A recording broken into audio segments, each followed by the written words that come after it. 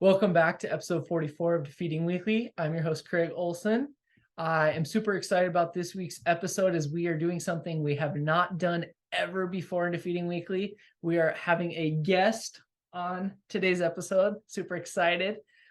This week, the topic was something that has kind of been spurred on and talked about within our family over the last couple months. Really, it's really gotten more conversation. So it is this idea of networking, which for me, I know a little bit about. However, most of what I've learned is actually from my wife, Tasha. So, in my opinion, she is the expert in the field of networking and she does a lot of work with it within her job and career. So, at this point, I am actually going to hand today's episode over to my wife, Tasha, and she's going to share some of her thoughts about networking. Well, thank you so much for the introduction.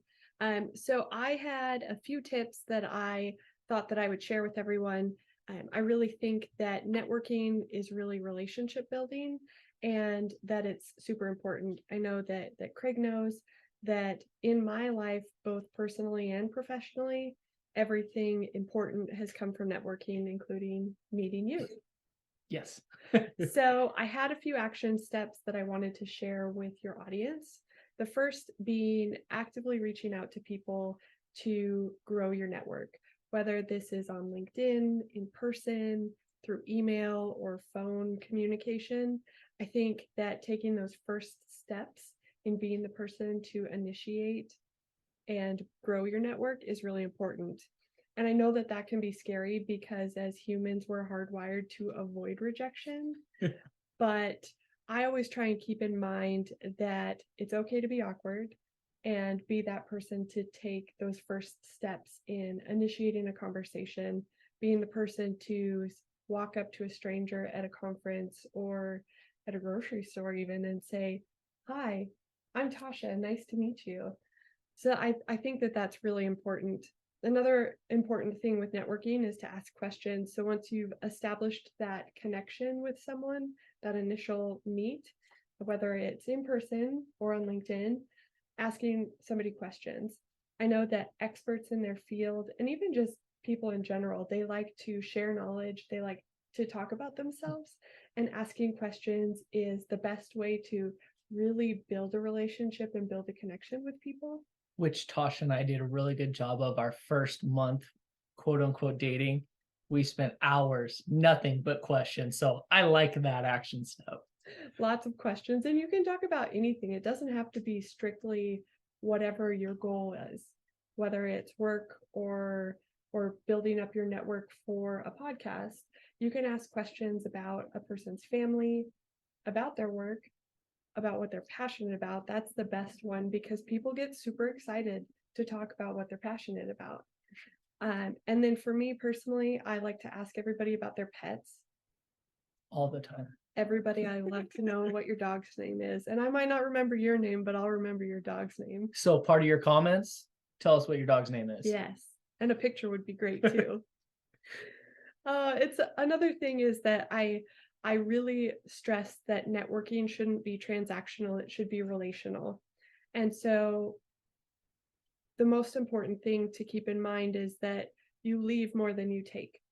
And one way that I do this is to really emphasize, is there anything that I can do for you? I try and end all of my communications with people that I'm not super close with in an intimate relationship with, is there anything I can do for you? Or please let me know if there's anything I can do for you. And then my final step is to follow up. So connections been made, relationships been built. The proof is in the pudding, and that's with the follow-up. So I don't really think that it matters what mode it is, whether it's email, LinkedIn, a phone call, or a text message, whatever you're most comfortable with. And I think the best way to do follow-up is to make it personal. So saying something like, I really enjoyed talking to you about your dog. I really enjoyed talking to you about your family or whatever it was that they were passionate about. And then another thing that I like to do also is even farther down the road with follow-up is when you think about that person, reaching out to them again and saying, even if you don't have anything to talk about, just say, "Hey, I was thinking about you today. I hope you're having a great day." And I think that goes a really long ways with maintaining that relationship and not making it just that transactional, I know you, what can you do for me? What can I do for you? But keeping that relationship a relationship. That's awesome. And I do have to say, there was something she didn't mention that she's talked about actually recently that she started doing with her new contacts is putting them into her phone within the notes. She said that she'll put a little conversational points of what they did talk about. So when you are going to meet up with them, you can quickly pull that up and be like, oh, that's right. They have a dog named Spike, or, their kids are doing something important. That way you're able to continue that conversation versus kind of starting over.